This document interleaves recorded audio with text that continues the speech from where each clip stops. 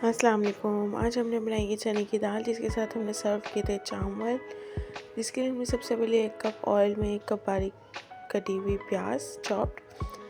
इसको प्याज को अच्छे से भूनेंगे। भूनने का मतलब ये है कि इसको थोड़ा सा नरम करना है, ज़्यादा हमने कलर नहीं लाना। जब प्याज का कच्चापन ख़त्म हो जाएगा तो हम इसके अंदर ऐड करेंगे कड़ी लीव्स डालने के साथ ही हमने इसके 1 टेबल स्पून ज़ीरे का ऐड किया। थोड़ा सा सौते करने के बाद हम इसके अंदर ऐड करेंगे लहसुन का पेस्ट 1 चम्मच और 1 चॉप टमाटर।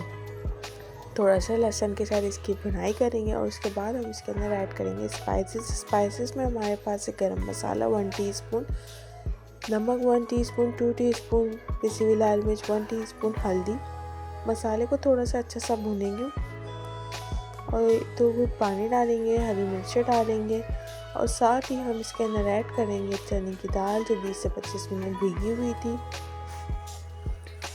अब हम इसको प्रेशर कुकर के अंदर पकाएंगे। 2 गिलास पानी डाल के इसको 20 से 25 मिनट कुकर में पकाएंगे। देखिए 20 से 25 मिनट बाद दाल अच्छे से गल गई है। अब हम इसे हल्का सा मैश करेंगे बस, और साथ ही धनिया पुदीना हरी मिर्च ऐड करेंगे।